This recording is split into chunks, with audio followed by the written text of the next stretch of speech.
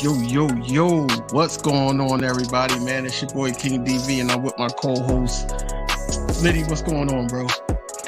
Man, it's love, man. Time for A.J. Brown.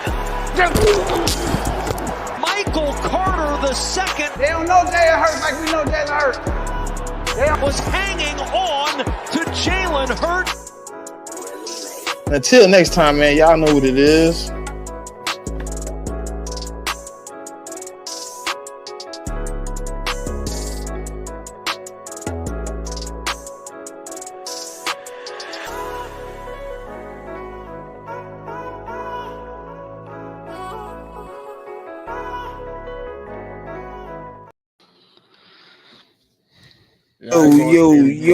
Yo. Hey, Kyle, did you watch the intro? I seen the intro. It's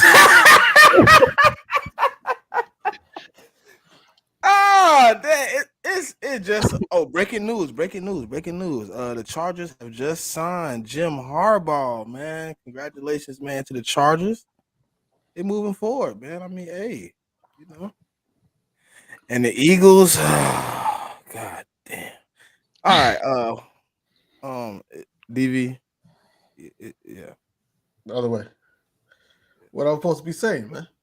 I don't damn know. Shit, at this point, I don't know. Man, okay, well, this is another episode of Inside the Nest, man. I'm your host, King DV, with my co-host, Smitty. We got special guests, Day One Podcast, my guy, Anthony, my guy, Kyle. What's going on, guys? What's going on, y'all? Thanks for having us. Yeah, bro, appreciate it. All right, man, we just want to get into some of this all-season talk. I mean, Kyle been in the all-season, but, Since like, hey, look, he been in the all-season since 4 snaps in. Right. That boy been playing this next season since we 4 were just keeping the lawn chairs warm in Cancun for y'all. That's all we were doing. But Hey, hold on, wait. You don't get to go to Cancun? Yeah, we in Cancun. No, Cancun is for the people that played extra games after the season. We just hold the door open for everybody. They need rest. You're more like the You're people you're the like flight baggage claim. attendant. You know what I'm saying? You like giving us the free peanuts. You checking us in, making sure we good. You at the resort, but you ain't vacationing. You trying to get intel. Can I get you something to drink, Mr. Kelsey? Are you really retiring? We wonder it. Right, Hey, man, Stu, it's no reason to be conflicted, man. Go with your gut instinct, man, on that press conference, man. We're gonna get into it though. And we're gonna get into the first, I guess, the first bit of news right now, man. I guess we can get into this bull. Oh God, I'm just gonna post that up. I had to. All right, the Dolphins and Vic Fangio have mutually agreed to part ways. Sources tell me, and Jay Fowler of ESPN, Fangio, God damn, will be the top target for the Philadelphia Eagles to hire for their defensive coordinator, and the deal is expected. Miami is allowing Fangio to leave to be closer to his family in Pennsylvania. Fangio and the Eagles had interest in 2023, but the time did not work out. This time it will. All right, man. Ant, man, how you feeling, bro? Well, to be honest, a little better than my initial thoughts, because my initial thoughts on this were, what the hell? Because I've been clamoring for like Wink Martindale, Ron Rivera, Denard Wilson. I thought those were great. I did not want to stick with the Vic Fangio style defense. Kyle says it all the time. He's like, this is the we can be had type of defense. And down the stretch for us, at least, it was. But if they want to stick with that philosophy, there's no better guy than Vic Fangio. I mean, it is his philosophy. There's no minions operating off of it. He is the guy. He's got a lot of experience. He brings continuity, and the players respect him. We saw Javon Holland kicking rocks on his IG story, so he's kind of pissed about it. So I feel like I honestly think scheme-wise, I don't know, but to get an experienced guy in there who the players are going to respect, he's going to bring a lot of continuity. I think it's going to be a good thing from that aspect. Scheme-wise, I think Howie's going to have to retool the roster a little bit because it's base 3-4, and we're used to 4-3. All right, look. Initially, I was actually okay with the hire. It's like, all right, man, we already been running the defensive scheme, so it's gonna be implemented. It's gonna be a slight change, but we kind of gonna be on the same path we was already on. Everybody comfortable with the scheme, so it'll work a little better. All right. So I made some positives in my head, so Jordan Davis is a one tech. He will now officially get to play the one tech if Fangio comes, which will put Milton Williams and Jalen Carter in better positions to play the 3 tech or the 4I if they would like to. And then you get Sweat and Hassan Reddick on the edge. My problem with the Fangio scheme is our linebackers are still ass. Grave improvements will be needed at the linebacker position for us to play this type of scheme because that was the Dolphins' problem. They didn't have great linebacker play, so when they needed to react, to read and react, they weren't able to because they were subpar. They ended up in a lot of one-on-one situations and tackling situations, which they weren't great at, just like the Eagles. If you want to play the Fangio scheme, you need good linebackers, good cornerbacks, decent safety. Usually your safeties aren't getting caught in coverage. They're more in zone. So they're usually over the top of somebody else's zone, so they get an extra opportunity to make plays. But with that being said, we know our weakness already, James. James, I don't, whatever his name is. He sucks. So Trash he will bear. not work. Trash bear. Like, he don't get a last name. That man is just James. First name basis. We don't even respect him enough to give him a last name. We're gonna need an extra corner, first of all. Then we're gonna need to improve the linebackers. So early I was doing like a little mock draft. Like, man, I think bringing in Edgin Cooper from Penn State, Texas A&M, one of those schools. The linebacker, he pretty good, right? Got to bring in somebody. But listening to Howie, I think I'm bringing back Zach Cunningham and Nakobe Dean. I'm only cool with one of those dudes because I want him to learn, but the other one, and I don't even want Nakobe Dean to come back and play full time right now. I need you to get your body weight, muscle weight, whatever you need to improve not getting hurt. That's what I need you to work on this season. Get a little bit of playing time, but I don't need you to play much. So my other option is Reed Blankenship. I think we convert Reed Blankenship to linebacker. Convert him, yeah. And then we bring in a dominant linebacker or a young linebacker that can play a little bit better than what Nakobe Dean putting on the field right now. I think we got to fix, man, but we got to get Bradbury out of here. How you feel, DV?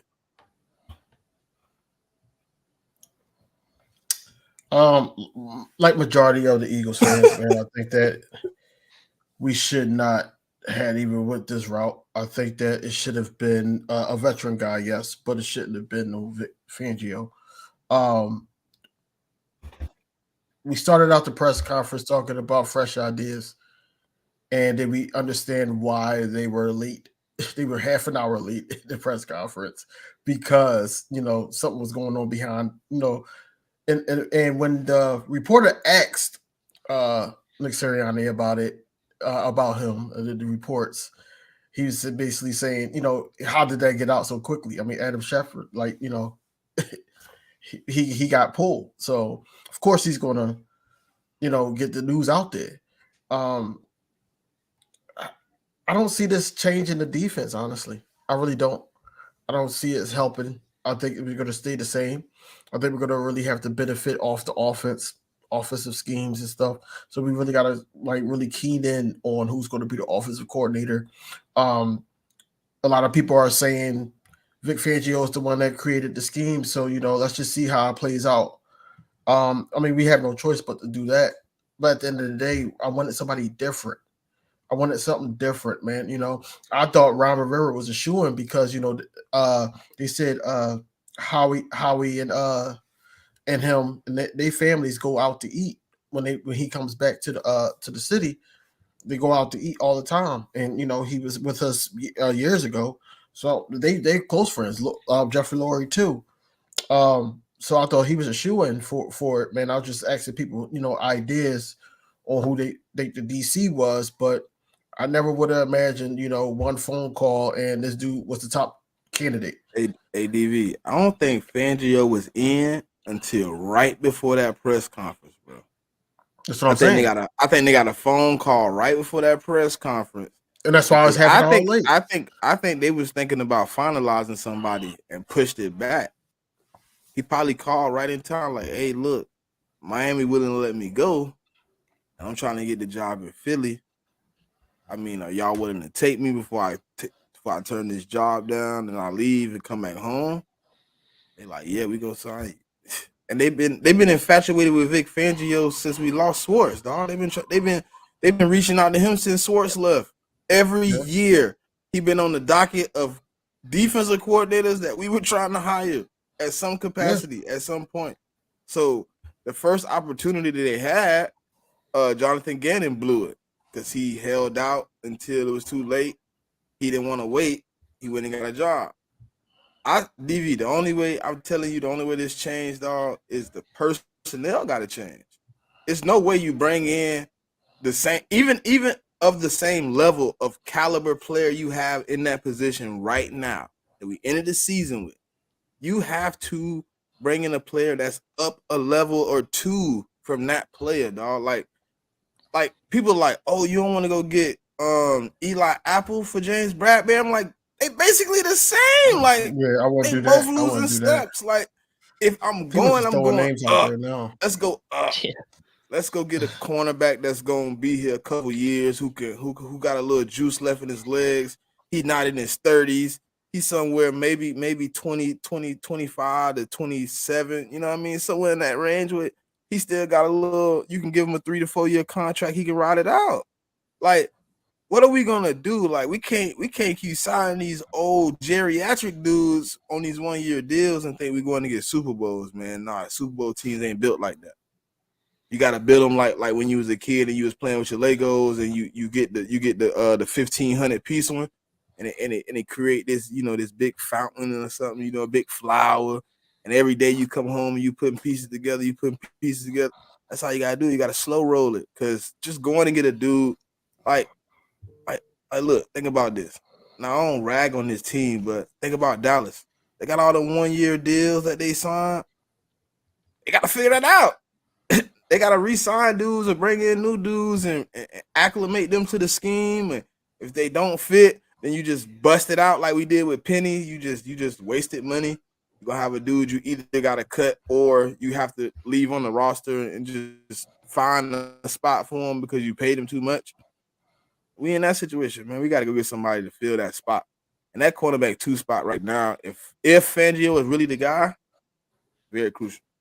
Kyle, how you feel about us signing or possibly signing Vic Fangio? I mean, I really don't think it's the worst possible thing you could have done. I mean, the worst possible thing would have been to run it back with what you had, and it can't really get much worse, to be honest. But I really don't like it, mainly just because of what was out there.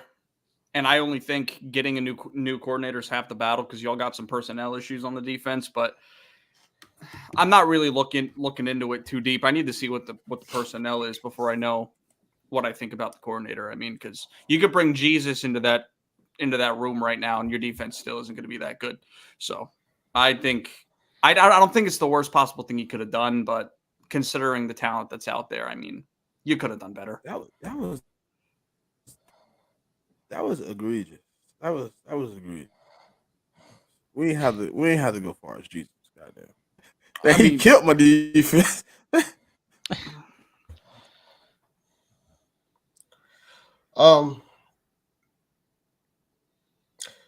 Earlier, I think it was earlier this week, Greg Williams was on the podcast, and he basically said everything that I wanted to hear.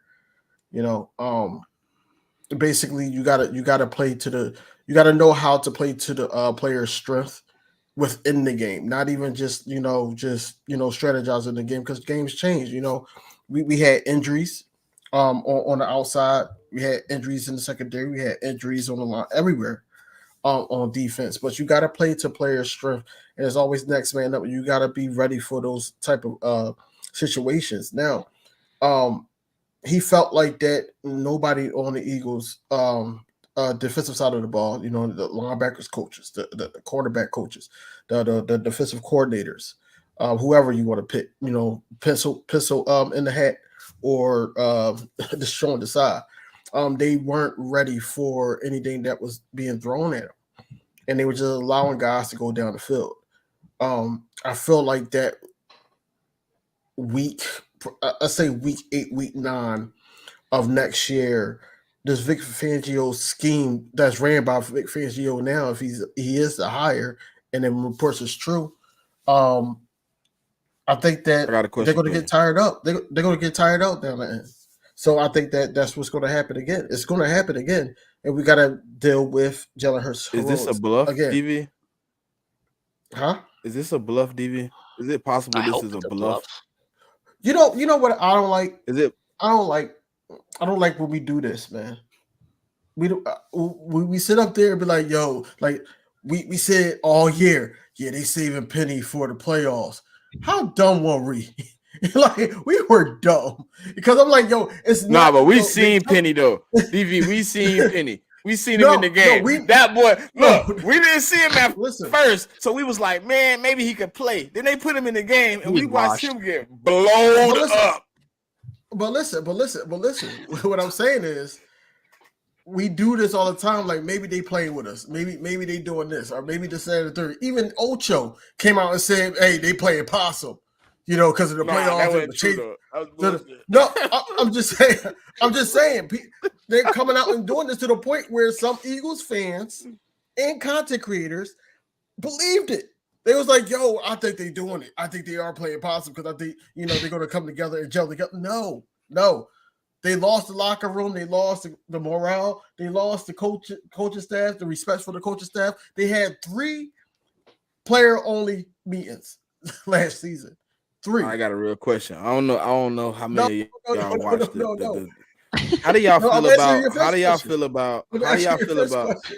Hold on, wait. Add this into the question. How do y'all feel about Nick Sirianni admitting that he took over the offense? Admitting it.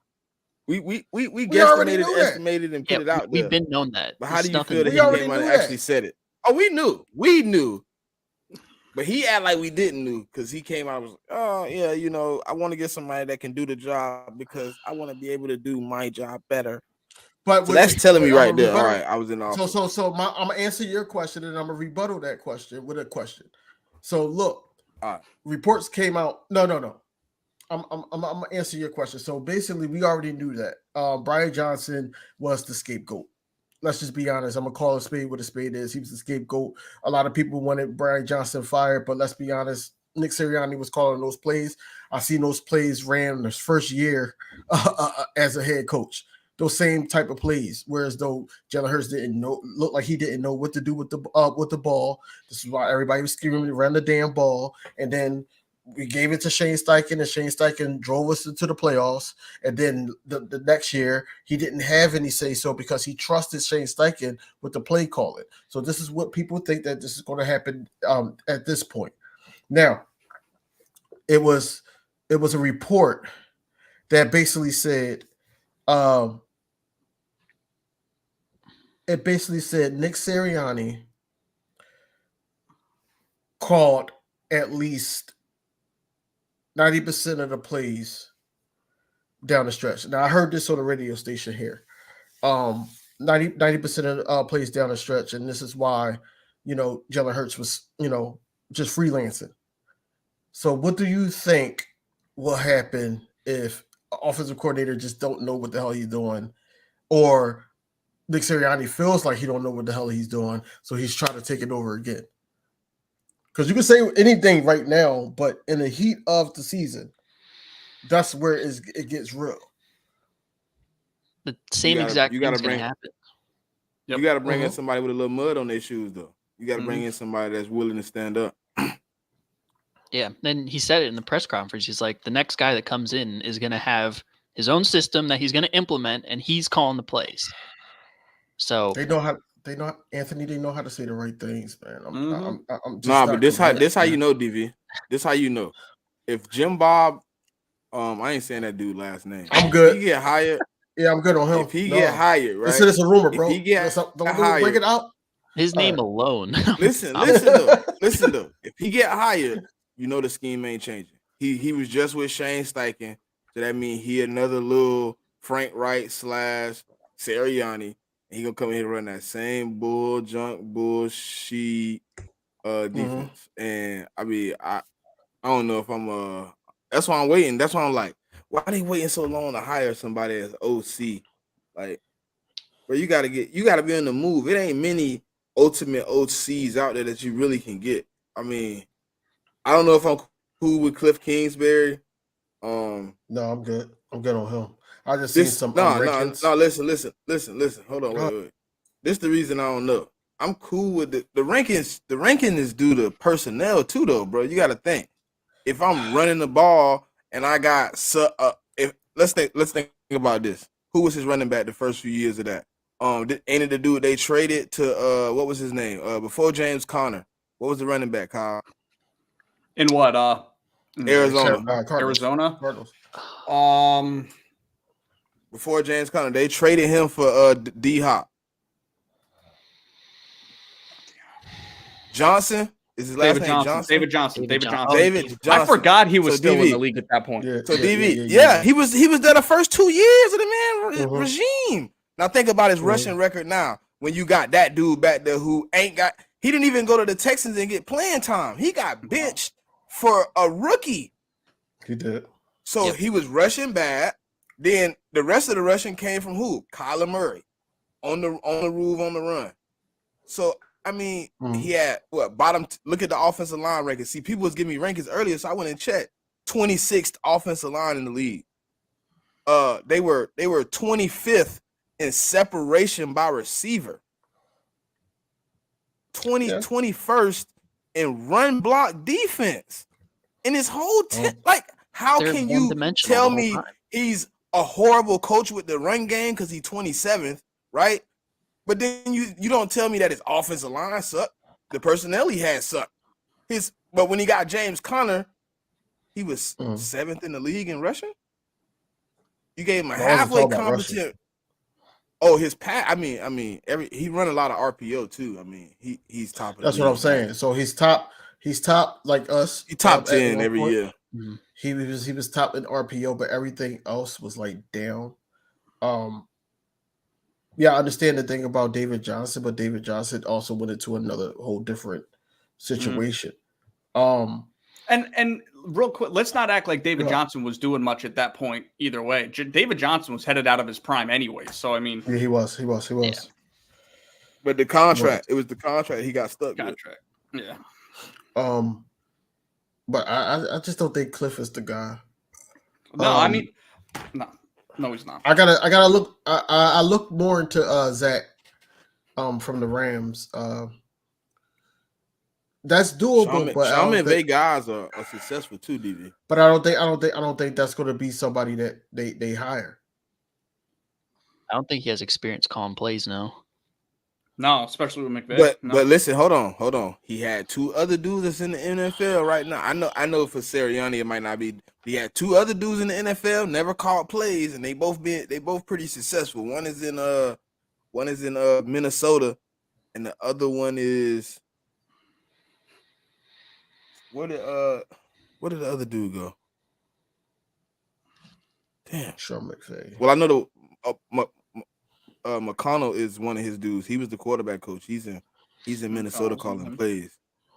What's the other one? He went somewhere else. He was pretty good this season too. I can picture him. The name and the plays. Dang, the name slipping my head.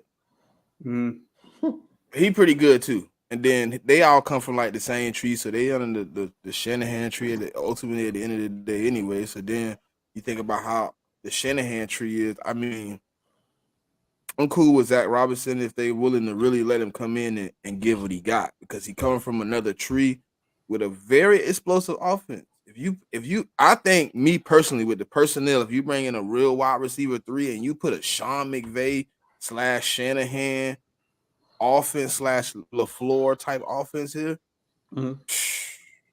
with that run game, they like to run the ball too. So I kind of think everybody's big on Eric Bieniemy because of what he did to us. With, of course, the Super Bowl, and then also the Washington games this season. Like the defense was god awful, He didn't do that against a top tier defense. He did that against the Eagles defense. So the Mahomes and all that, like besides the drop passes and everything like that, they still moving how they normally move. So I think that he's a little overrated by default because he was with the Chiefs, but also a lot of Eagles fans want Eric B because of what he did to the Eagles. And let's be real too. I mean, Sam Howell was leading the league in passing up through like week 14, so let's not act like that's all Sam Howell talent. You know what I mean? Eric Bieniemy is a pretty good coordinator. One problem during that stretch, right? They led the league in yards per carry. And they were last in the league in rush attempts. That's true. And on your team, with your personnel, you don't really want that. So, I mean, if we get Eric Bieniemy, we taking 10 steps back. Y'all talking about running the ball? You might as well not. Look, don't bring Swift back. Don't bring Gainwell back. Don't bring none of them back. Just go get you a subpar running back that can do a little bit of both. He can get you. He can get Scott you around. Boston Scott for you. That's it. How do y'all feel? How do y'all feel about Howie Roseman basically saying that he was okay with the linebackers and like basically, long story short, he wasn't going to change the way he drafted and how he approached the linebackers position? It's malpractice. I mean, we saw in the divisional round, Baltimore, San Francisco dominate on defense, and that was because of linebacker play. Mm-hmm.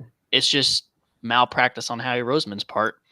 We know his philosophy has been build on the defensive line, bring in proven guys in the secondary and linebacker, but he talks about changing, being like a forger in the league as far as building a team, but he's behind the 8 ball. You got to have good linebackers, and the divisional round alone showed that, and that was our main weakness on defense all year. So if he's just going to keep his head in the sand, then like, what are we doing? Yeah. Random. Hold on. Wait. Nobody said this side was wrongly fired. That boy was rightly fired. That boy deserved everything he got for what he got. Who said that? I feel like Sean Desai did kind of get a bad end of the stick. No, he should have got the 17-game run though. He shouldn't have got demoted. I think he got wrongly demoted. That's what I'm saying.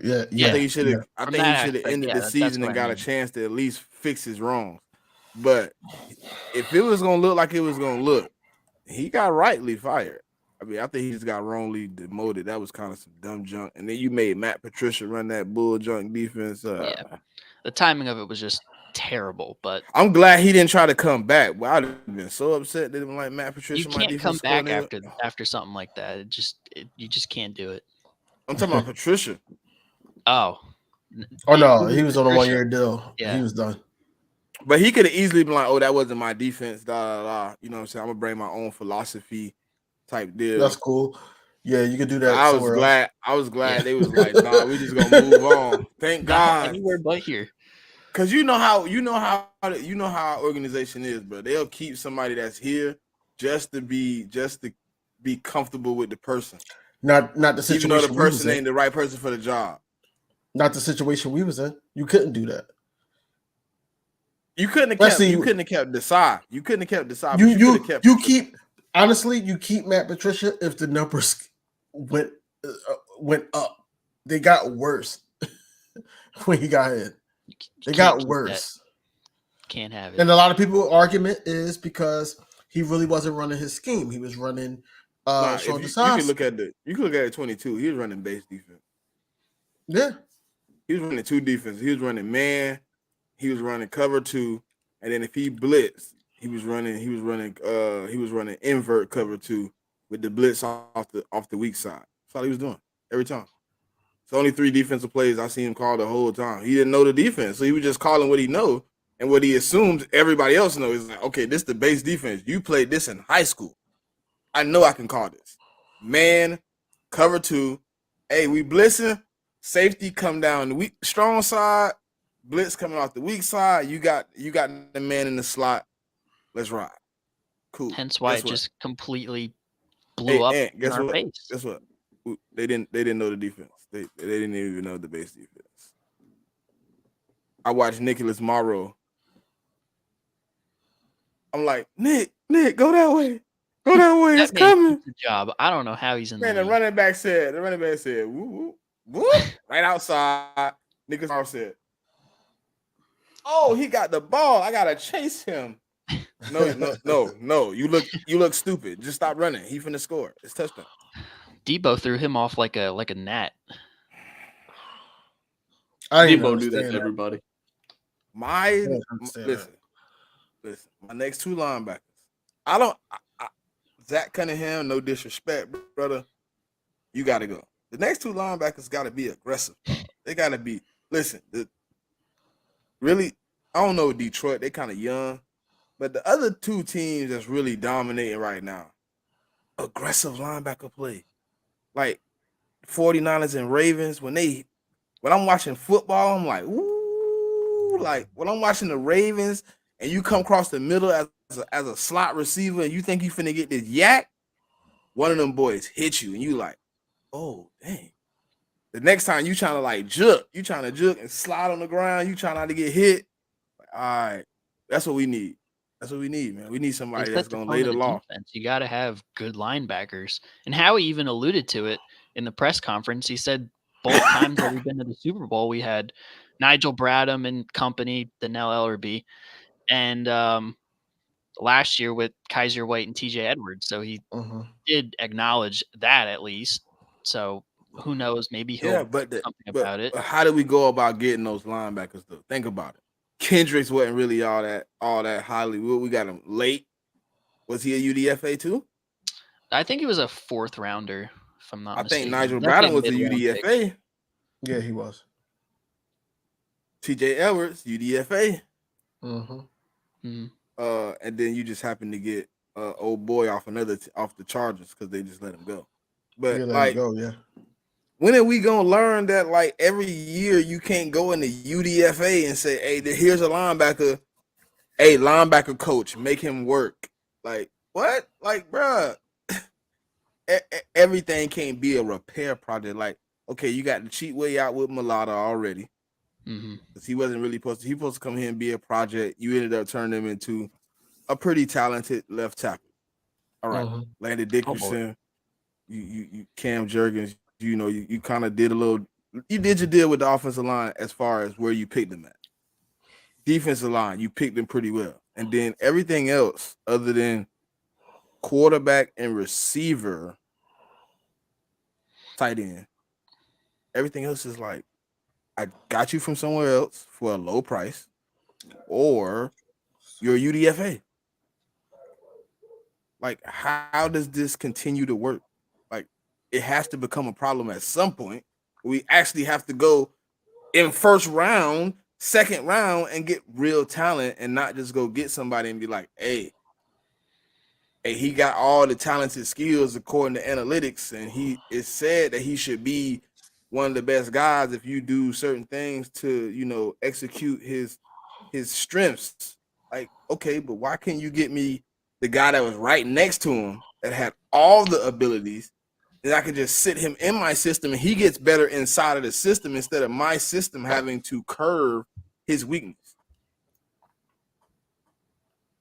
Like, even when we had the linebackers we talking about, how we wanted to say we had good linebacker play, but we really had good defensive line play, and it covered up the deficiencies of our linebacker play. Yeah, the D-line was great, but the linebackers were just good. But that was enough to get to the bowl. True, 100%. When are we gonna get great linebackers? Then you don't have to. Then you don't have to go get. I don't know. Then you don't have to have 2 first-round defensive linemen, or you have to spend 3 draft picks in a row on strong safety because our strong safety is trash. Like, a lot of these teams ain't got the best players around, but we have the defensive line. You get linebackers, you bring in, you can go in the free agency, the trade market, whatever, bring in another cornerback. You got Isaiah Rodgers coming in. You could send Avonte Maddox out, get you some draft capital back. You can get rid of Bradbury, however you want to do that. If you want to trade him or cut him June 1st, you get some of that money back. You do what you gotta do. You sitting in the free agency with $65 million with the opportunity to touch whatever player you kind of want to talk to. It's not that simple with Howie. You said I know that. That's what I'm saying. It's not that simple. Like, I don't be talking about like it's my perspective. It's Howie's perspective and how his perspective is, man. He's gonna go make this get more 6 difficult. $1 million linebackers and be like, hey, Yo, he gonna do that again. He gonna do it again, and then cut 3 of them and keep 3 of them, and we're gonna figure it out. Right. Ben Van Sumneren, you're up next. Did y'all see Howie Roseman trying to protect Nick Sirianni? They're just gonna keep hitting him with these questions, and he's like, "Ask me questions." I'll take one. I'll take one. Yeah.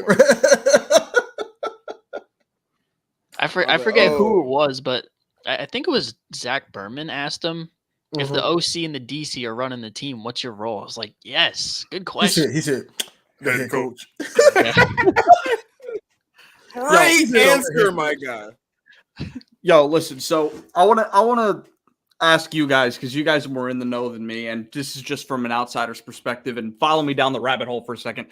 And I was joking with Anthony about this. Get hired yet. Bro, do you see that? He didn't get hired yet. Yeah. Oh my god, that's chaos, bro. You chose violence, Jigga. You came here with the bull. He didn't get hired yet, yo. All right. Go ahead, Kyle. So I was joking with Anthony about this based off the press conference, what we were just talking about. And it's basically like Sirianni's y'all groupie now. He ain't there to do nothing because, like, to me, from an outsider's perspective, he lost the locker room. Clearly, I don't care what they say in the post games. You have 3 players only meetings in a regular season. You've lost the locker room. You're bringing in an offensive coordinator that's running his own system, and so he's not going to have a big hand in that until he decides he wants to. And then you're bringing in Vic Fangio, who's a veteran defensive coordinator who's not going to take Sirianni's shit. So, like, my question is, what is the point of keeping him at all? You could bring in anybody else and they'll do exactly what he's doing and more, because how everything's shaping up, it's like, what is he there for? You say you keep him, you use Desai as the scapegoat, and honestly, he probably should have gotten fired regardless. But, like, what is the point if you're taking all these steps to basically get him out of all the X's and O stuff? And now he can't be a rah-rah guy because he lost the locker room. So, like, from my perspective, I can't really piece that together, but you guys know more than me. So what do you think? I want to go first. Go ahead. Who want to go first? I've been doing a lot of talking. I'm going to let y'all go. I'm going to go after y'all. I mean, I've said it on the show. I think he should have been fired because for how he handled the last 2 months of football is unacceptable. And if we get competent coordinators in here that we know are going to be implementing their own systems and calling the plays and running the whole show, and he's just going to be sitting there taking all the credit for it. And granted, it's not like a Vic Fangio who's not looking to be a head coach. If things go well, they're going to be plucked for head coaching jobs, and we're just going to be in the same cycle again. We find like a Brian Johnson-esque guy who has no experience, and Nick Sirianni is like, all right, I'm putting my offense back in, and the same thing happens. Why don't we just pull off the Band-Aid and just get another coach that knows what he's doing? You're already replacing everything else. Like, you're already getting rid of everything else. I'm waiting for the real answer, man. Ain't nobody told me the real answer. DV, you gonna tell me the real answer? And that So wasn't the real answer. We all know the real answer, but I'm gonna see if King DV gonna tell me. The reason why Nick Sirianni should have been fired. Anthony was in the right direction of the second half of the season, but when he made that decision, No, he asked why bring him back. That's what he asked. Point? Oh, why What's his purpose? Yes. Yeah. He serves none. That's the point I'm trying to make. He serves none. I mean, anybody could be a hype man, you know. Anybody can sit up there and try to get the morale together and in the locker room together. You know, we had the vets, we had rookies, we had the guys that was in the Super Bowl last year when everything was going wrong for Nick Sirianni. They was basically like, that's our guy. You know, he took up for us. Even AJ Brown came out and said something about it. So Cap. the reason why to bring him back because Howie and Lori don't want to admit that they were wrong about a hire. That's how I feel. Essentially, yeah. He's y'all groupie now. All right. Like he's Okay, hold on, wait. I still didn't get the answer I was waiting for. What did Andy Reid want to do when they let him go? He wanted to start calling plays, right? Okay. And they wasn't ready to move in that direction. They wanted their guys that they had hired as OCs and DCs to continue to call plays.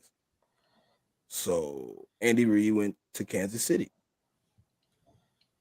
Doug Peterson wanted to basically have an assistant in the guy he has where he's at now, and he wanted to call plays, which he hadn't had the opportunity to do here because Frank Wright was here. He wanted to call plays. They said, no, we don't trust your OC, and we don't want you to call plays. We want to bring somebody in. So they went in a different direction. They initially came out and said, all right, we're gonna take Nick Sirianni, give him the opportunity to call plays. They didn't like how that shit went. All right, look, we want you to be the type of head coach we want you to be, or you don't have a job. Jeffrey Lurie, Howie Roseman, like CEO head coaches, because they like to bring in their guys to surround you. They bring in OCs, they bring in DCs, they pick your personnel because they're going to do basically what they want to be done, and then they want you to control it. Think about it. Think about how many free agents we brought in. You think like that he had a chance to talk to Nick about bringing in a guy when we lost on Sunday and you see the guy signed on Monday? You think him and Nick had a long conversation about this dude? No.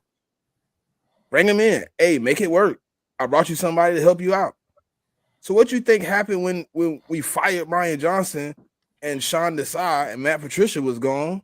They called him in the office and said, look, here's a list of guys we're gonna call. We're gonna let you interview them. You pick the best one. You fuck up this time, we're letting you go.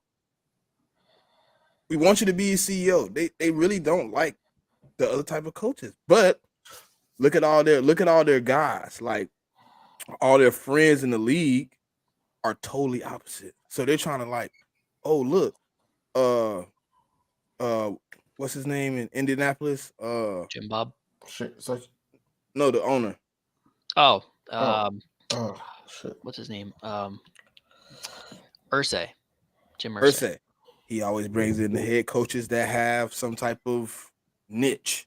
They're either defensive or offensive, and he kind of let them kind of run their part of the game. Then the dude at the Jets, same type of deal. He bring in guys that's kind of like got a niche. Joe Judge, Saleh, guys that's supposed to have a niche. They might not work out as the niche, but they supposed to have one. And then Jeffrey Lurie's like, well, they like it like this. I'm going to bring in CEOs who can mimic what I do or mimic Howie. They can just be like good with the players, and they work good with the OC, and they work good with the DC, and they have some type of insight of the game so they can input here, input there.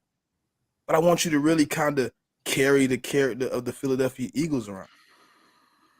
And that's what we've always hired. That's why when he said today what he said in the press conference about linebacker, I believe him. He was like, we're not going to change the philosophy. It doesn't change. Cool. You just told me I'm getting a 5th round linebacker again. You just told me I'm getting a 1st round lineman. Possibly a 2nd round skill position. Possibly. If the guy that you want is there. If not, you're going to get the player that you think is available that you want. So why would I think you're trying to change the offensive philosophy or the defensive philosophy? You told me you were going away from one thing and you brought in Fangio. You literally lied to my face. You literally said we're looking for new options, more creativity, and then you go hire the 72-year-old guy Fangio. Yeah, fresh ideas. That's what they said. How do you tell me you're looking for fresh ideas and then you go get my granddad out of the nursing home? Like the Eagles front office is just professional gaslighters. They want us to believe, but we see right through it. Mm-hmm. Yeah, we do. And the funny part is that it just keep happening, and that brings up the question, like, you know, is Jeffrey Lurie just like the real villain here? That just keep having this from year in and year out. Like, it's no consistency with the Philadelphia Eagles. It's year, blow it up, start over. Like, it's not, you know, it's not one of those. It's more like he been in the microwave years before everybody else. Like, everybody, like, you know, people will sit up there and be the head coach, like Ron Rivera. He was a head coach for the Panthers for how long? That's what I'm saying. Like, Dallas gave the other guy, not Mike McCarthy, the guy before Dan him. Quinn. No, not Dan Quinn. The other head coach before Mike McCarthy. Jason Garrett. Yeah, Jason Garrett gave him years. That's what I'm saying. Like, you know, we don't do that here. It's almost like, you know, oh, we had this. All right, we got to fire him. You know, that's just head coaching. We're not even talking about the staff. We're not talking about anything else. But Howie can't do no wrong, and we got to put him on a hot seat too, because we need him to sit up there and go and get the right personnel, the linebackers and all that. Wherever he said was the wrong thing that needed to be said in that press conference, and we don't really got the answers that we were looking for. So I left that press. We do. Oh, we got the answers. Yeah, we got the answers. Listen, he looked you right in your face and gave you the answers, and then he turned around and gave you more answers when he called. Listen, bro, he was late to the press conference talking to 92-year-old Vic Fangio on the phone. Oh, you said you come in here. You're gonna be innovative with the new defense. But we see why. But we see why, because it takes long to talk to old people. It take long. So it's 30 minutes. That could have been a 10-minute conversation. Dolphins said they're gonna let me leave. They said they'll keep me if you're not gonna take me. Like, come on, bro. Listen. Then you sat right up there and you said, "Oh, we're looking for fresh ideas. We need somebody from the outside. New scheme. We're gonna run day scheme." And then you said, "Oh, by the way, let me Adam Schefter put this out." I never felt like a chick that was getting cheated on, and the guy just kept saying, "I'll do better. I'm gonna do better. I'm going to do better." I can change her, bro. I can change her. Yo, I swear, I feel like that, because I already knew they would come up with some BS. I ain't gonna say she cheating on me. You know what she keep doing? Every night when I go to sleep, I put my wallet on the nightstand. I leave $200-$300 in there. She go in there and pull it out, and I wake up. I'm like, man, why you keep taking my money, bro? You could have just asked. And it's like, well, look, I'm gonna supply you with entertainment. And then she walk out. Where's my entertainment? Now I'm stressing until you come back, and then when I see you again, it's stressful again. It's like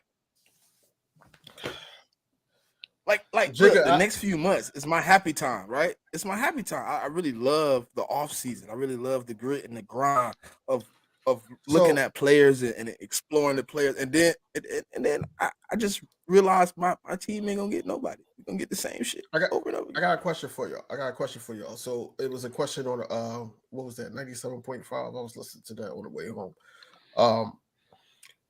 They said that Howie don't know how to how to manage finances with a paid quarterback. Do y'all think that's true? I mean, it collapsed pretty quick when they paid Carson. I don't listen. Hold on. I'm gonna really look at it, right? So, did he manage it bad, or did he keep bad players? Let's be real. Alshon Jeffrey threw. You gave him another contract. You tried to bring Nigel Bradham back, who was through right after the Super Bowl. Another contract. Yeah. You kept paying this old left tackle money every year. Jason Peters. You just kept giving him bread. He was through. You should have been stopped paying him. Then you brought in all these 1-year deals, in, out, and you just wasn't putting it together. That's what I was trying to say earlier, Kyle. Like, you gotta put the pieces together a little better. Like, okay, yeah, you paid Jalen Hurts, but the cap hit ain't really hurting you for another 2 years.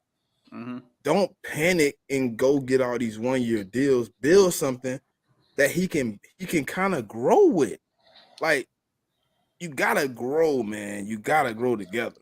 Like, you bringing in this guy and that guy every year. You switching out this piece and that piece every year. Where's the camaraderie gonna come in at?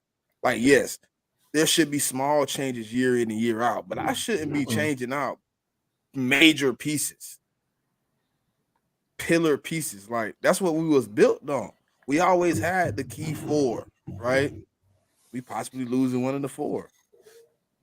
We might be losing 2 or 3 of the 4. You never know. Like, Brandon Graham want to come back, but what if Howie like, man, it's better me. I just move off. Like, all right, now we gotta kind of go in and reshuffle and rebuild a few pieces. I don't think Howie will do that because, like you just said, he kept paying an old ass left tackle and Jason Peters, and he kept paying Alshon Jeffrey. So why won't he keep paying Brandon Graham? I was just about to say that because it's gonna be somebody in his ear now.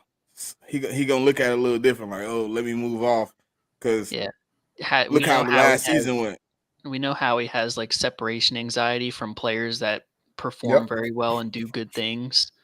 He's not going to move off of them just like that. So if BG wants to come back, he always has a seat in Howie's mind. And he's going to get a bag. Well, he tried to get a 2. Listen, hold on. It kind of makes me think he will because this offseason, y'all remember, y'all can look it up.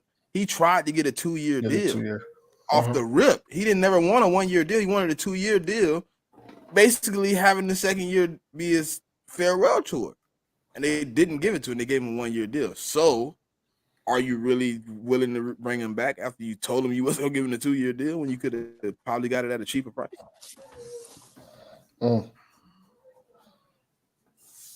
See that? What you think? Hey, Ant, you read that message? The latest one? Yeah, the latest one. The latest one. From the young lady right there. Man. Yeah, that's sis. That's sis, man. Did we really overachieve though from last season? Because I'm not gonna say y'all overachieved. I'm gonna say y'all were a hell of a lot luckier than most teams are. Wow, lucky. I think health. I think we were unlucky in the off season when we lost 2 coordinators, and we didn't have, and our head coach was not prepared. Because if you look at it, look how long it took us to get a DC. Like I can't remember exactly when we signed him, but I'm pretty sure either we signed him after the draft or we signed him literally right before the draft. So there was no type of fill out game of who to bring in, who you comfortable with. Let's kind of sit down and talk about it. Yeah, it was like late. Yeah, it was during the combine. Yeah, we had the slot like 7. So it's like, I don't know if we overachieved. I think what happened was we lost a lot of players. We had a roster put together that was ready to win, and then we lost a lot of the jail pieces. Like, I look at it now, and I gotta apologize for some of my words because a lot of the time I was like, man, that ain't really gonna matter. But like, I forgot I played the game, so I gotta look at it a little different. Jail pieces make a difference. It's just glue guys. You know, it's guys in the locker room that you just happy to go work with. You happy to put your hand in the dirt with. You happy that your locker is next to him. He make you laugh. He make the season go. I felt like that whoever that person was for Jalen Hurts wasn't here anymore. Mhm. He didn't have that guy he can go over to the sideline with. It might have been Isaac. It might have been Booby. It might have been Miles.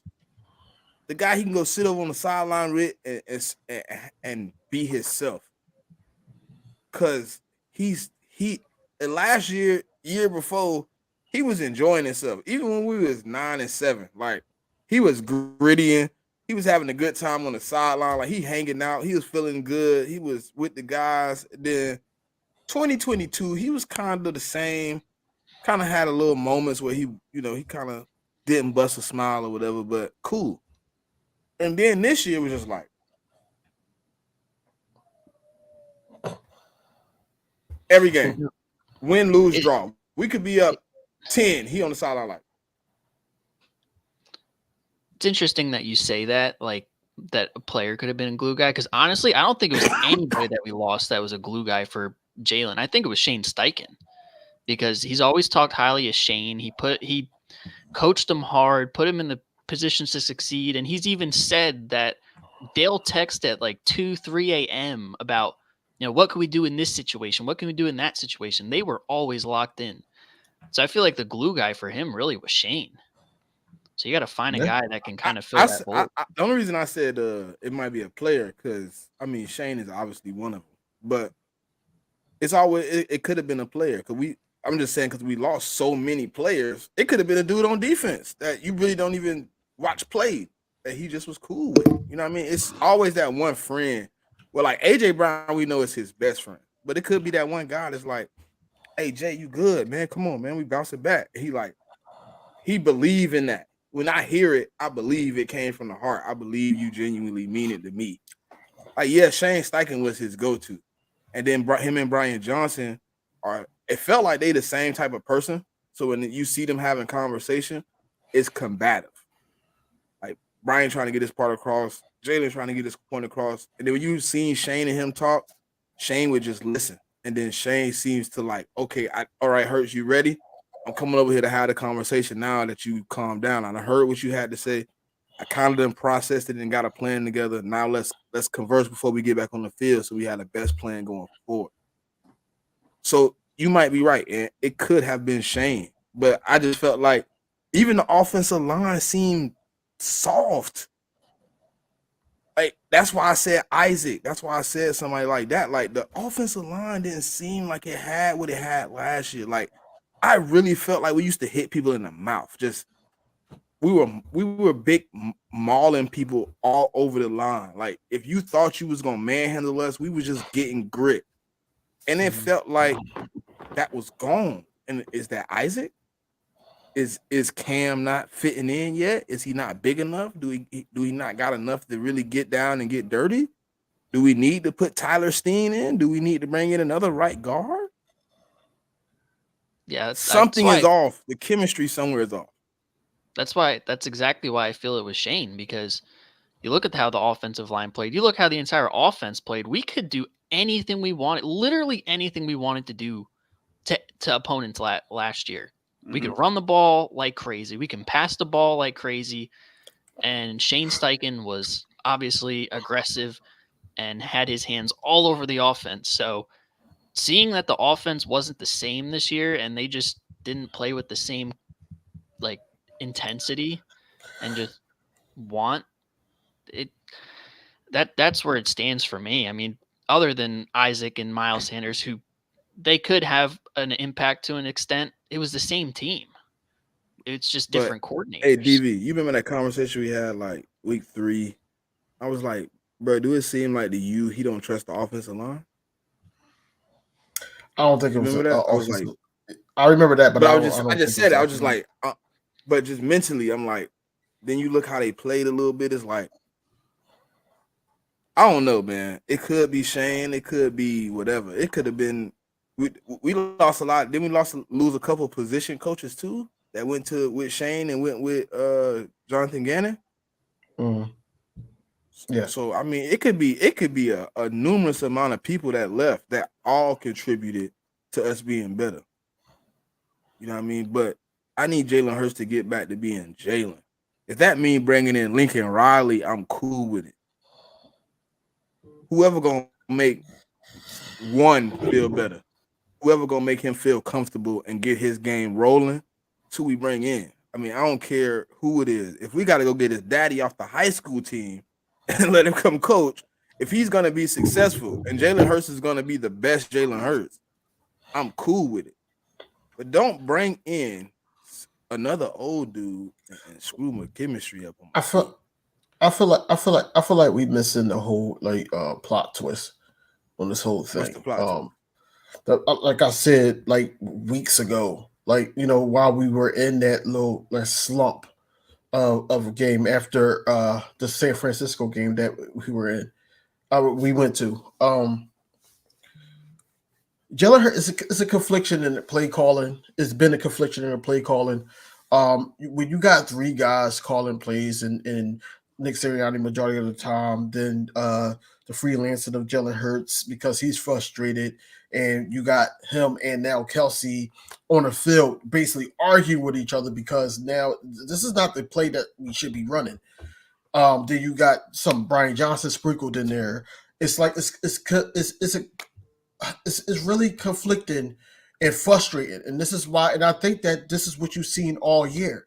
The happiest I ever seen Jalen Hurts this whole year is when he did the walk-off touchdown for the Bills. That's the happiest I've seen him, and that's because he had the control of it, and he probably called those plays, some of those plays down the stretch.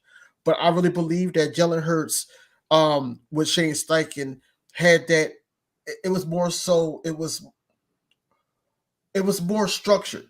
It was more structured around Jalen Hurts, the offensive play calling, and the situational play calling. Situational play calling was way better. Whereas though now you don't have Jalen Hurts arguing or having somebody yell at him on the sideline because they're getting involved too, regardless if it's a pick or it's a slant route or it's an out route.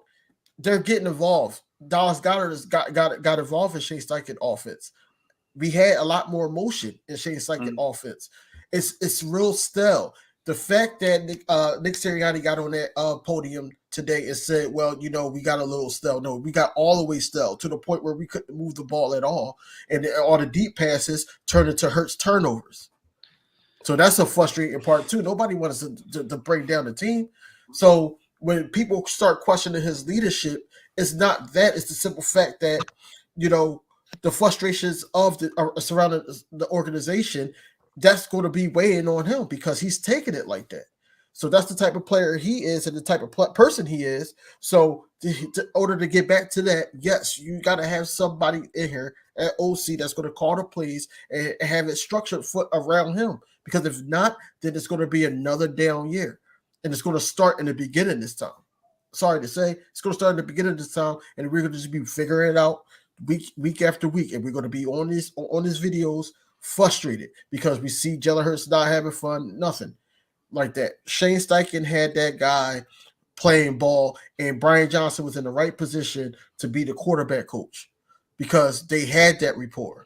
When Brian Johnson got into that seat, then responsibilities grew, and then that's when Nick Sirianni said, "Look, I don't think you're ready."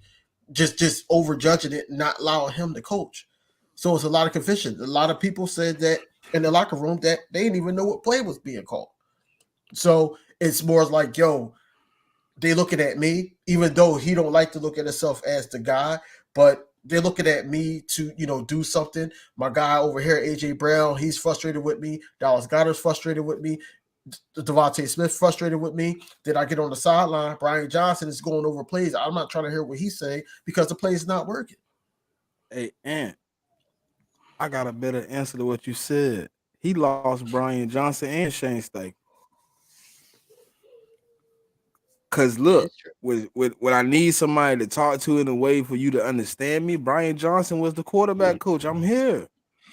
The quarterback coach we brought in wasn't his guy. Like, he don't really know Jalen. Jalen probably don't even have many conversations with him. So now I only have Brian Johnson.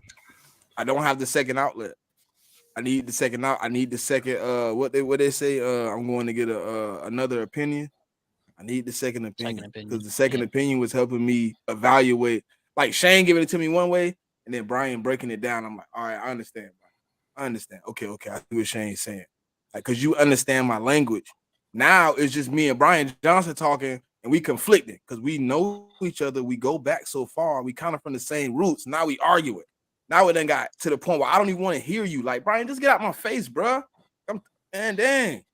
Now that second guy that he usually would talk to, Brian Johnson, is now the one he's upset with. There's nobody to even the flame. I didn't even think about that mentally until Ant said he lost Shane. I'm sitting here listening. I'm like, he lost Shane and Brian. Well, he lost Brian Because his quarterback coach is the guy he spent all his time with. That's who I'm usually talking to. But that quarterback coach, I just looked at a picture of him. I'm like, yeah, he wasn't doing nothing. He wasn't. Bro, if anybody look it up, just look at the I know. I seen a picture of when they was hiring all the positional coaches. I seen who he is. I forgot his name though. Or I know DJ Elliott need to go though. I know that linebacker coach got to go. Yep. Are you guys a bigger picture? Are you guys worried about the overall development of Jalen Hurts with all the turnover?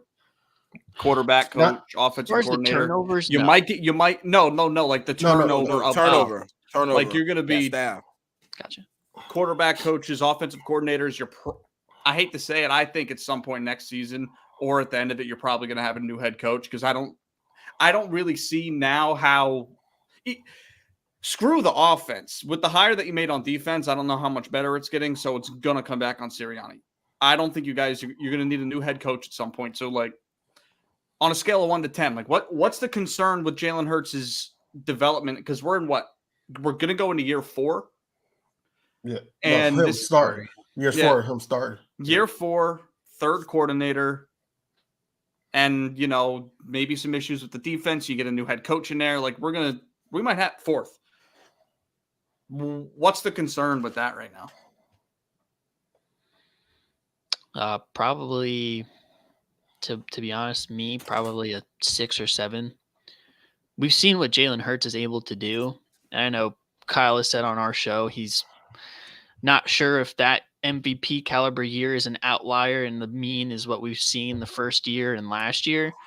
But it is imperative that we get some stability around him. And we'll see if Howie Roseman in the front office is able to do that.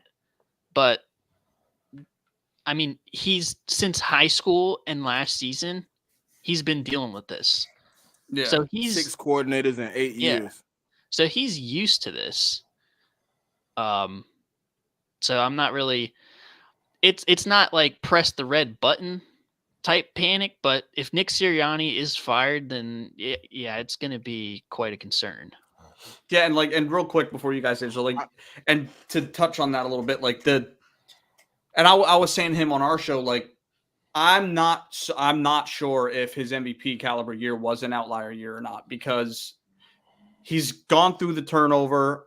The only way I see him getting back to that is with consistent stability. Because correct me if I'm wrong. I don't know off the top of my head, but Shane Steichen took over play calling and was there a whole off season before the MVP year, correct? Yep. Mm-hmm.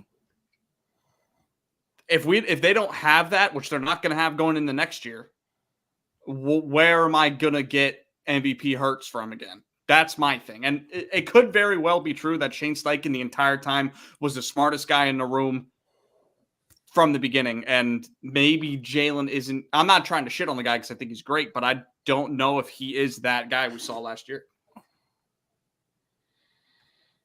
I would disagree because let's go back to week 12. Who was the number 1 in MVP race? Jalen. Who was the number 1 leading from the pocket? Touchdowns, completion percentage. Who was leading all that?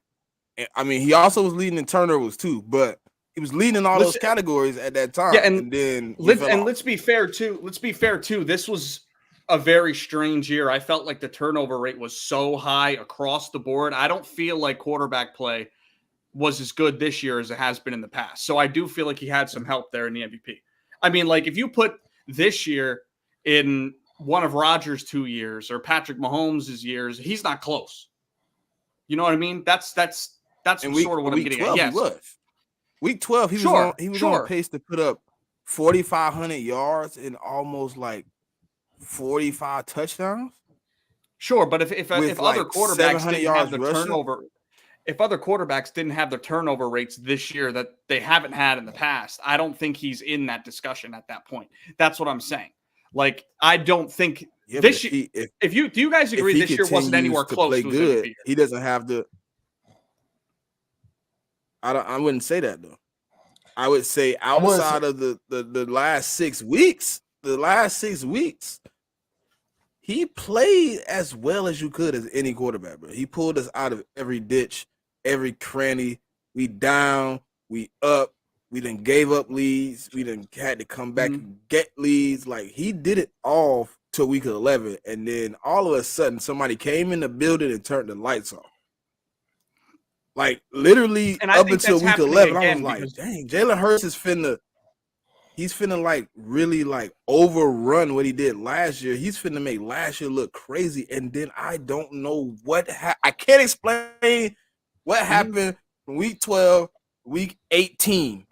I can tell you from week 1 to week 12, outside of the Jets game where he played horrible, I can't point a game out where Jalen Hurts didn't play to the same way he did last year. I really can't. Like, now, if you want to go back and like bring up like the first year when we sucked, I mean, cool. When we went 9-7, you want to bring up, but then I'll tell you we had Jalen Reagor, Greg Ward, JJ Arcega-Whiteside, and Devontae Smith. So I mean, I don't think it's an outlier. I think the offensive coordinator being gone showed his ugly head a little bit more than we thought it would. But to use your argument against you, the lights turned off on him mid-season. Same shit's happening in the offseason. Now it's even if Nick Sirianni was calling the plays next year, it's consistent. Now he's getting another switch. So what leads you to believe that he's going to start next season on an MVP tear when he's getting another switch? Like, that's my thing. Like, I don't know if we're going to see that again, at least in the near future, because of this constant turnover. If somebody comes in there. Okay, hold on. Oklahoma. What did he do going from Nick Saban to Oklahoma? He balled. So why can't I see that again? So you want to play devil's advocate, but you don't want to be fair. You don't want to be fair. And that's fair. But my argument would also be that's NFL guys perform well in college. They do most of the time. He was in college. Okay, what it is? So what did he do from Sirianni to Steichen? Because technically speaking, he was only with Steichen for 7 games before he ran a whole season of that MVP season. What did he do?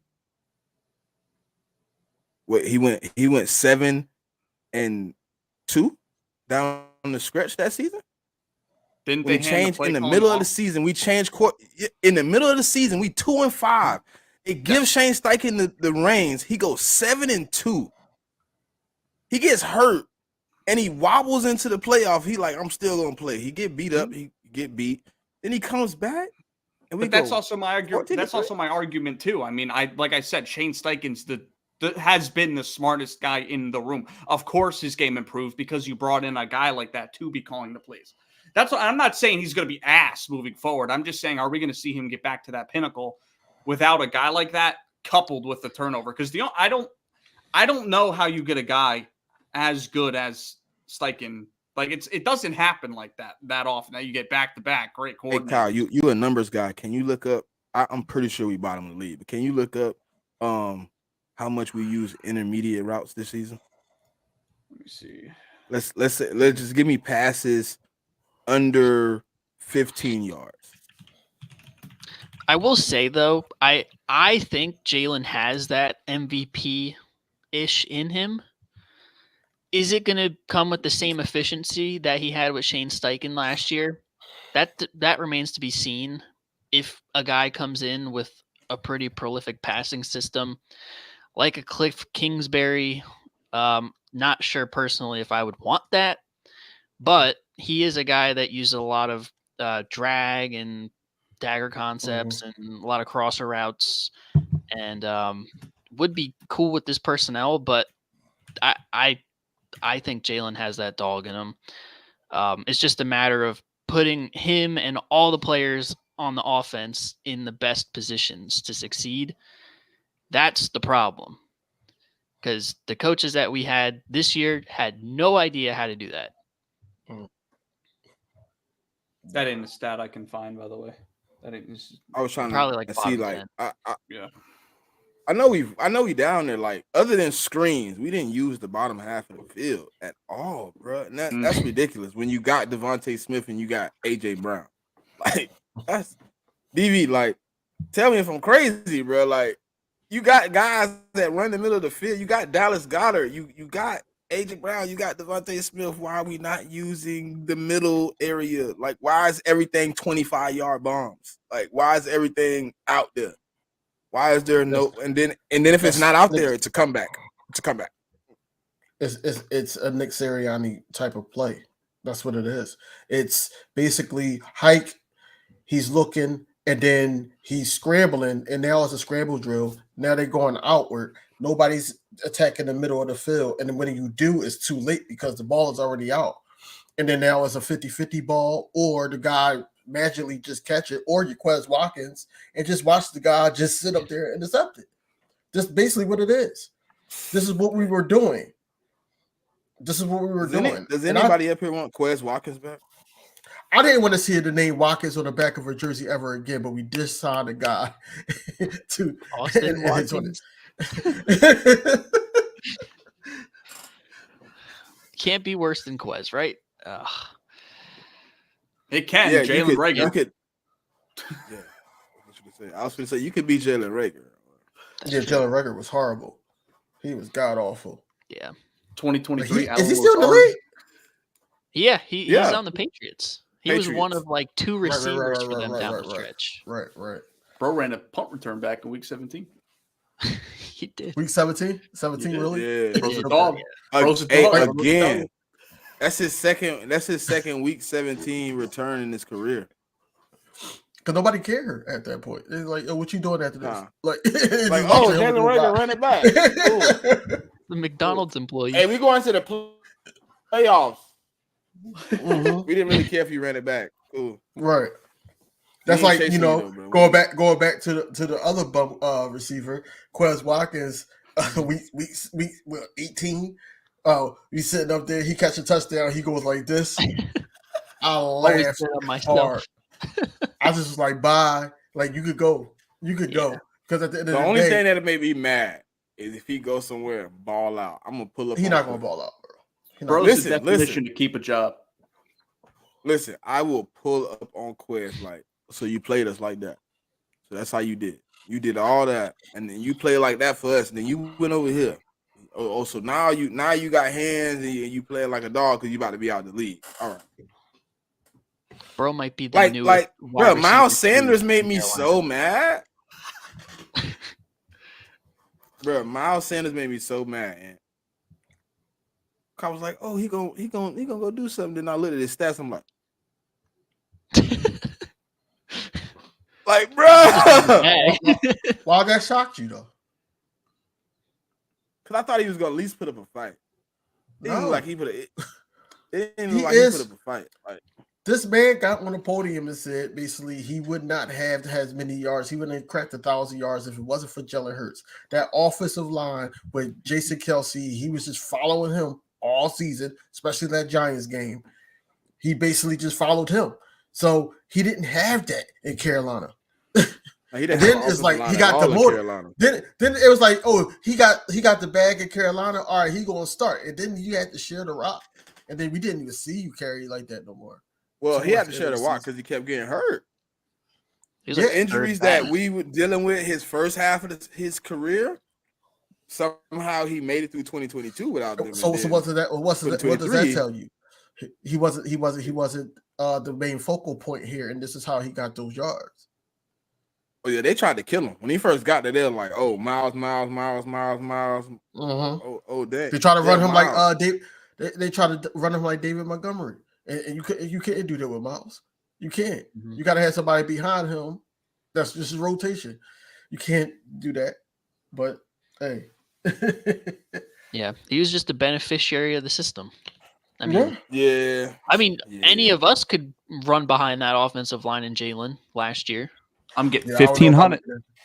I don't know if I'm gonna get a stack though. I don't think I'm gonna get a stack. I'm going. Hey, look, I ain't gonna lie to y'all. I'm going for about 800 though.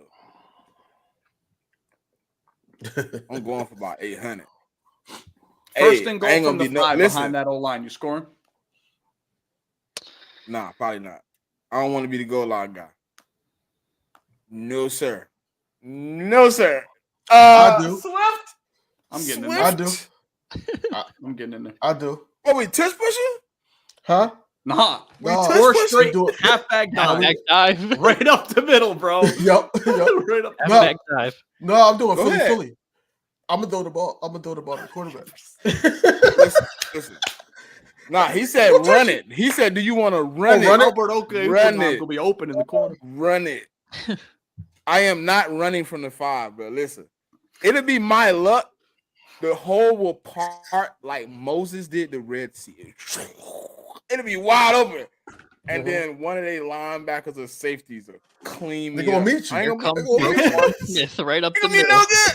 Look, It's like, I was just gonna say that. Perfect example, bro. Perfect example.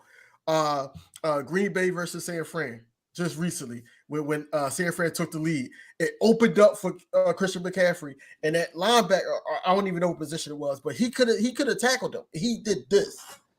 If he would have tackled him, he would have stopped him. It probably would have got him injured, honestly, because the way he like contorted his body, he could have got him injured. So that could have been you.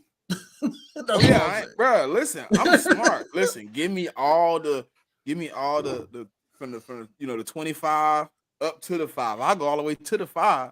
Take me out. I'm good. I don't want no more pressure. I'm cool. When you get inside there, it's confined.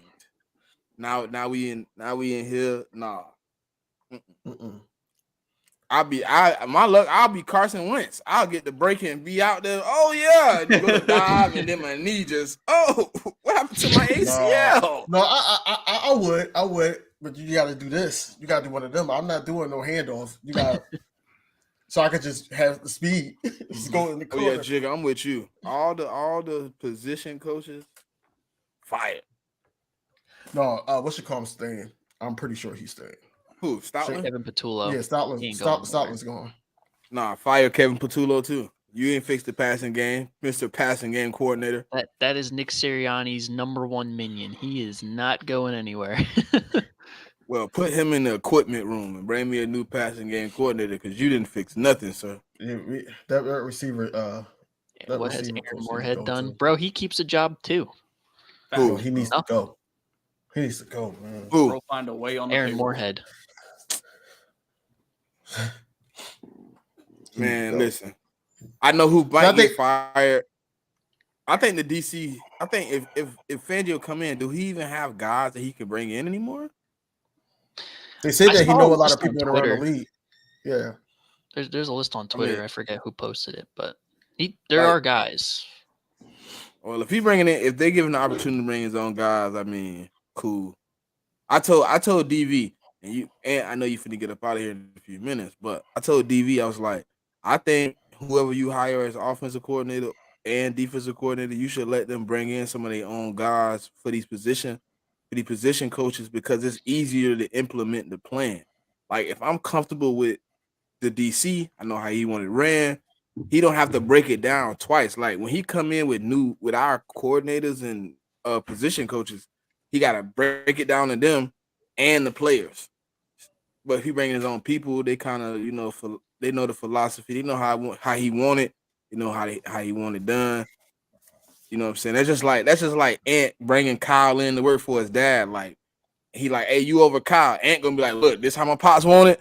That's how we getting it done. Cause I don't want to do this shit twice. Let's get it done. All right, cool. Kyle gonna follow your lead. So that's why I was kind of like, all right, well, bring in some guys that know the standard for that coach, and then let him kind of implement the culture. But it's hard if you bring in a guy like Zach Robinson because he don't really got guys. Mm-hmm. Yeah. I mean, for Vic Fangio, at least, I don't know if every single positional group is going to have a new coordinator, but to an extent, there's got to be a couple of those guys that are going to be out of there. But yeah, I agree with just about all you said. All I know is if me and Ant on the same team, we build in Rome in a day. 12 hours. 12 hours. Jeez, what y'all on? Coffee, extra coffee? Yeah. Right. Red Bull. Red Bull. Just don't let Michael Irvin on the set. Oh, You're gonna be doing hard drugs. Yo, you seen him? Yo. All you had to do was put the championships on the table. Put the championships on the table. I came here in the Dallas Cowboys, and they had championships on the table. I put my championships on the table. All you had to do was put the championships. I was like, or the one where he's like, the ladies anymore. They just aren't the same. They're losing recipes. Yeah, he wild. Hey, that boy Mike, he funny too. I be watching Mike. I be like, boy, I know you on that bullshit. he do. He be the only one on first take when he be on there sweating. He the only and his one eyes be like, yeah, bugged out. And I be like, yo, what's going on with you? can you Somebody see the talk to TV him. screen? Man, that man been doing that since the 80s, bro. Ain't no talking to him. Yep, since the days. You go to talking to him, be like, boy, this stuff I'm doing now, man, ain't nothing like that back in the day. I used to have that 99%. This right here, Watered wait, down. it don't even burn going down. it's watered down. This is this is really Coke Zero. He go to tell you, look, he go to tell you how good it was. Man, I used to hit that thing. Man, I'd be high for 6 days. Like, you need help, sir. Man, I hope we do all right, man. I hope whoever we bring in, man, it works out. Shit, this Fangio. The defense needs to change. I just think the defense needs to change, and I think this was a bad choice if it sticks. If it sticks, it's a bad choice. We should have went with like a Ron Rivera. If you want to be familiar with the guy, somebody like that, a Denard Wilson, another guy. It's just a bad situation where you got the guy that everybody hates the defense, but you got the guy that invented it, and then it's like, oh, he probably going to run it the best because he invented it. But I'm like, no, it's not going to happen like that. Because let me tell you something. The first time I see Hassan Reddick in coverage, I'm driving to Novacare. And I'm just waiting. Seriously. Yeah, I agree. I mean, there's the help that I don't know. They was what was the Dolphins sack? What they like third in sacks?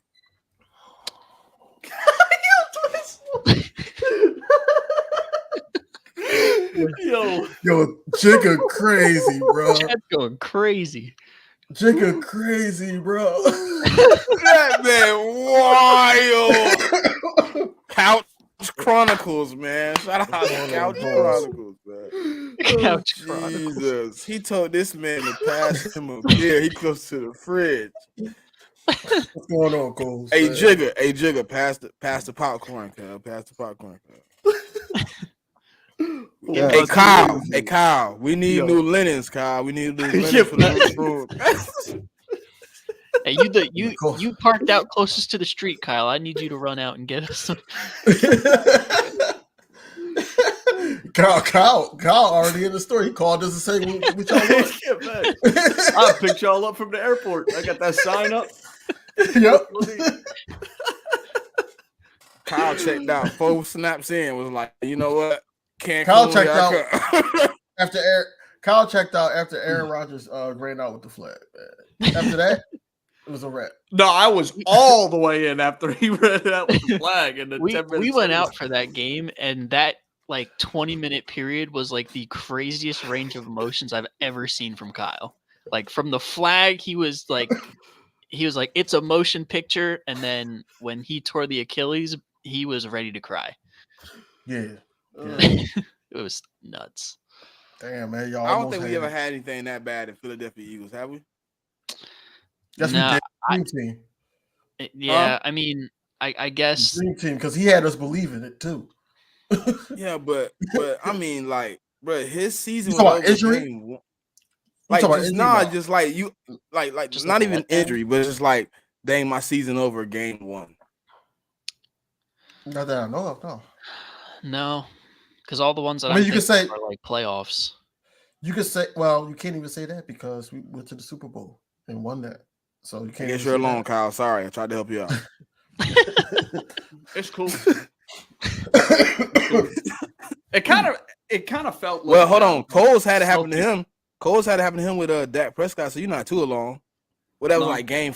That was like game one, right? I felt bad for Dak though. Like that was crazy. No, that was no. The year he, It was like game four. the year he messed his leg up was game 4. No. Yeah, The only thing the Rodgers thing compares to is Gordon Hayward's first year with the Celtics. Two possessions in. Yeah. 2 possessions. Ooh. Yo, I mean, well, hey, hey, never mind. It ain't the Boston Celtics. I was going to say the Boston Celtics with Lynn Bias, but yeah, but he didn't even see the court. yeah, I was just going to say he didn't even get. But they was, Yeah. bro. Like, I wasn't like old enough to really like remember, but I remember like people being excited about him being drafted, and they were like, "We got the next one," and I'm like, "What?" And then like a couple days later, they're like, "He dead!" Like, oh damn, that is what? Hold on, he was supposed to be like the next Michael Jordan. Now he's dead. How did cocaine? Oh, yep, there it is. It's all good, y'all. I raked up the volleyball courts for you before you got here. Yeah, Listen, man. you Hey, know how I man. like my drink. Before. Hey man, shout out to all the Cabo concierge. We appreciate it.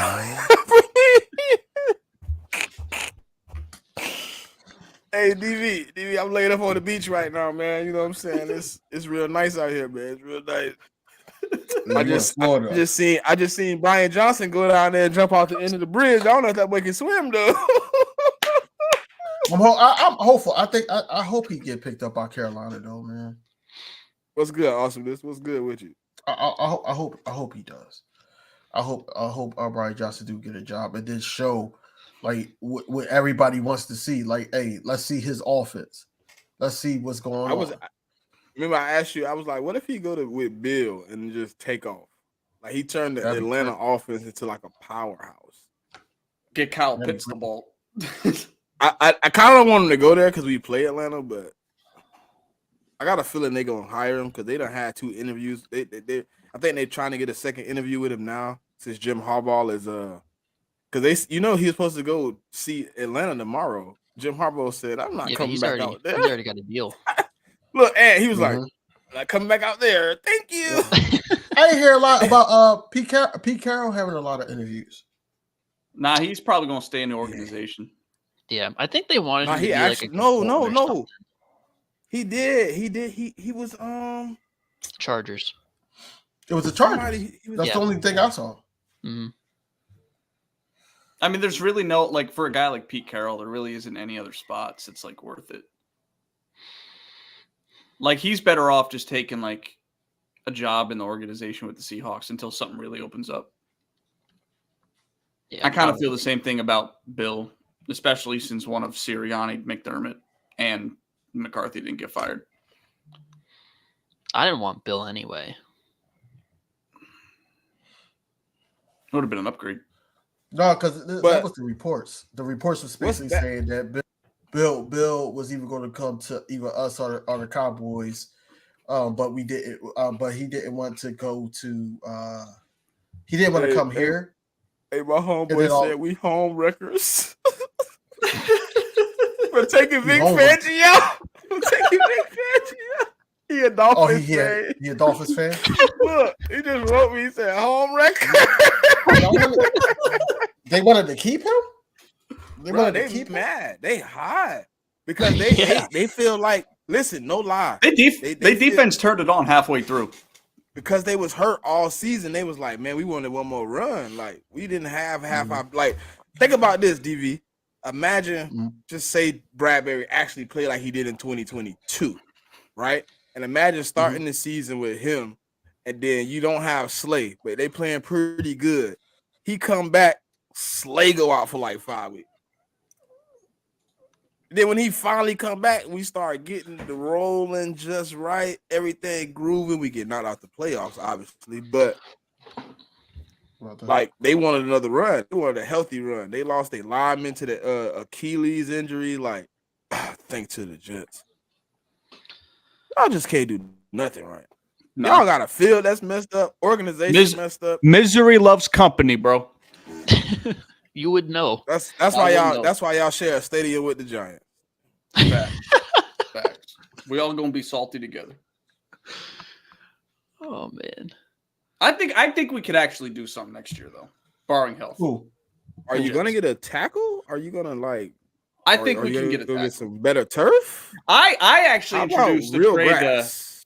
introduced a trade to Anthony. Before I hop out of here, because I do have to hop out of here. He did intrigue me with a possible trade offer, and I want to get your guys' opinion on it because it's kind of a win-win in both scenarios.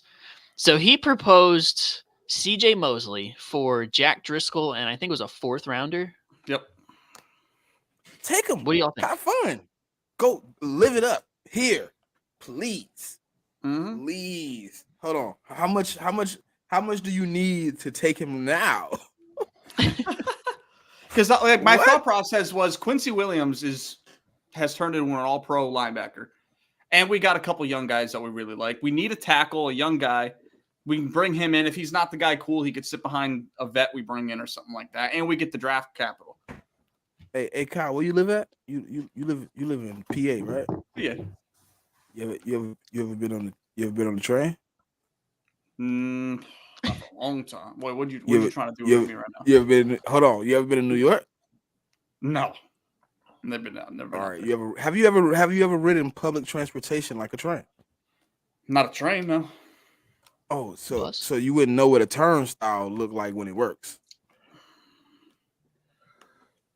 No. Yeah. What are you doing to me right now? Watch Jack Driscoll. You can literally learn the mechanics of a turnstile by watching him. It just flips as you go by. Kyle, to simplify it for you, you see the traffic cones that PennDOT puts out to make you go into one lane in the construction areas? Yeah, that's Jack Driscoll. That's Jack Driscoll. Yo, there's He's no a turnstile, bro. There's no harder worker than the dude that's putting down them cones straight up. Perfect line, spaced out evenly. I would like CJ Mosley. I mean, vet guy still has something in the tank. What CJ like? And we need to get off money. Yeah, we need to get off money, and y'all are in win now. CJ Mosley 32. Yeah. Nah. Get off my phone. I'm hanging up. Why? I don't want no more geriatric dudes. I just told you that. I just told you I don't want nobody else to be hanging out with my granddaddy. Hanging up. Call me back when you want to trade the other linebacker. Nah, not a chance, bro. Not a chance. Not a chance. Yo, bro, we gonna keep rocking. And we gonna keep rocking. We gotta get out of here. Out there and trying to. Nah, he can go ahead, man. We just ride, man. Yeah, I'm gonna head out. Ain't gotta go to class, man. Yeah, appreciate you guys having me. We'll definitely do something more over in the off season. Yeah, for sure, man. We got to play. We got to actually do the show right this time with DV. You know, the prediction show. Yep. Yeah. We gotta. Cole's in the chat. We gotta recap those predictions for the beginning. Yeah, we do. But I came close. We'll wait. I was one game we'll wait off. till Cole's over though. Mm-hmm. Yeah. Hey, y'all, hold on. Oh, you can go in. Kyle, you remember how I had the Ravens on a hot streak? Yeah. Now, just who would have thought the hot streak would have been at the end instead of the beginning? I had them winning like 5 or 6 in a row. You was like, "Are you crazy?" And then they really went down the stretch at the end and won like 6 in a row. Yeah, I mean, I didn't see this kind of season coming from them, low key. I didn't. Oh, didn't. Mm-mm. No. I think it comes to an end this Sunday, though. Who? Oh, I think the Chiefs are going to beat the Ravens. Wow. I really do. Wow. I'm still 50-50. I Yes, mean, I am let's be real. I mean, they're playing great. They're playing really good football. But I mean, Lamar Jackson's played one great playoff game. Still got a losing record in the playoffs. He's a little bit different this year than he has been in years past. But bro, you're gonna tell me to bet against Mahomes and Andy Reid if the game's close? The thing I like about the reason I'm 50-50, like Lamar this year compared to previous years, it was breakdown, react, breakdown, react, and his reaction was always run. Like he really looking for the pass.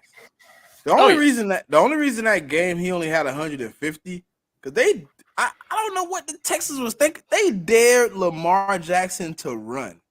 Mm-hmm. Are you crazy? Listen. Jalen Hurts, Josh Allen, Lamar Jackson, Kyler Murray. I'm not challenging them to run. Justin Fields, I challenge them to run. I'm gonna make you pass. Yeah. Your first reaction is run. Why would I tell you to do what you want to do anyway? And then give you open lanes to do it. And they started off fine. Like, oh, I'm putting a spy here. The only thing I think Kansas City can do that a lot of teams can't do is put their best two corners one-on-one with any one of those receivers and trust their linebackers to shut down the middle of the field. Yeah. I mean, the Chiefs are without Joe Thuney, but, like, that's the problem. But, like, I mean, Mahomes, he's played four games against the Ravens, and he averages, like, 375 yards passing and 3 touchdowns against them and hasn't thrown a turnover. Like, bro is a dog, and he torches that team every time he plays them. Like, that's one thing, like, history bakes into it. I mean, Mahomes is 9-1-1 against a team when he's the underdog. Like, there's a lot of things that lead into it that I think they can play keep away though, Kyle. That's I think so too. I do think the Ravens can play keep away.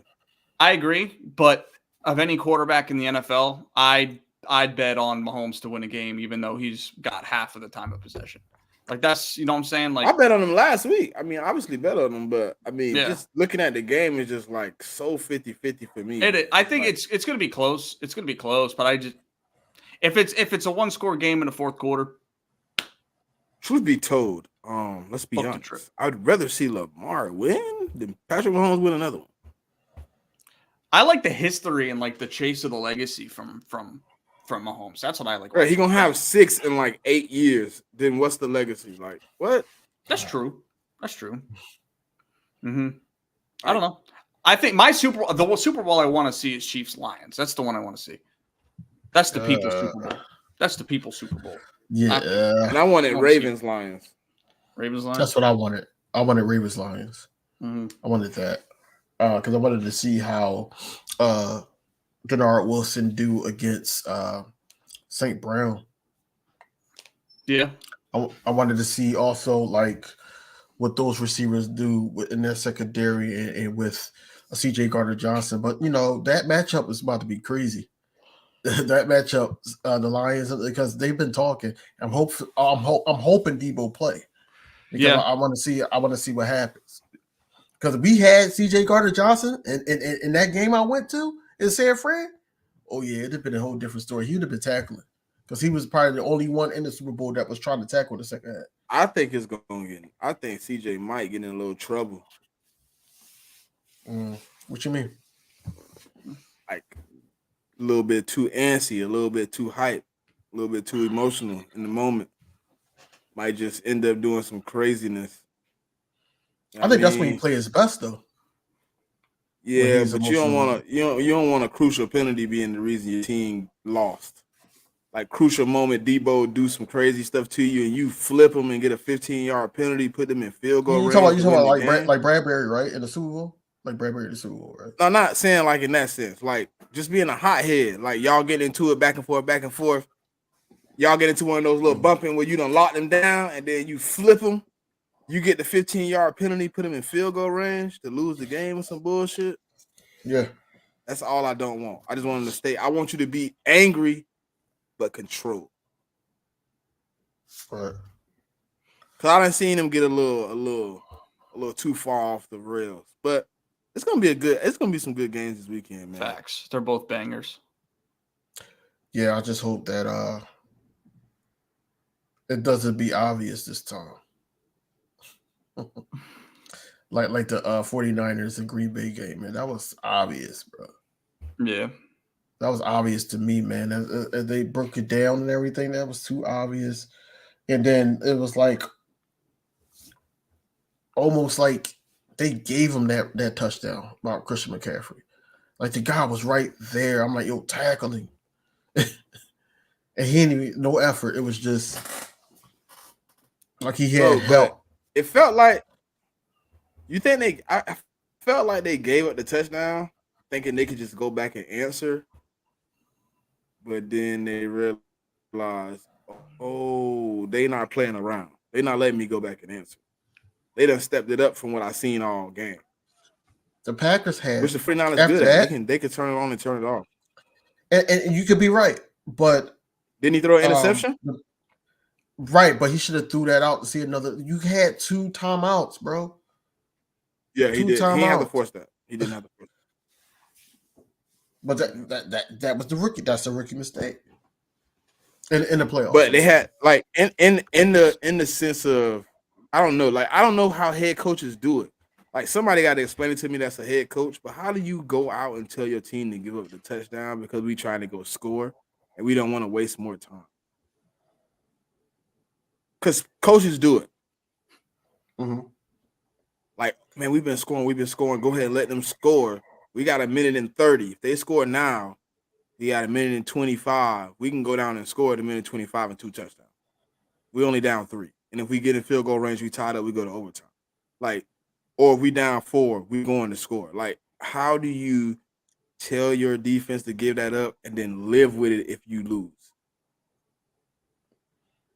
That's a slippery slope. Mm-hmm. That's one of those things that you can't really like predict. You're just going with the flow of the game, and the flow of the game is like I'm going down every single. Like for instance, I really believe that the second time we played Washington this year, I think they did that for us because they knew they could score. Now, if it didn't work, then yeah, he would have been in that. He would have been in that situation. Like, damn, I should have just had the defense play a little bit harder. But I feel like they let us score, and then they came down and scored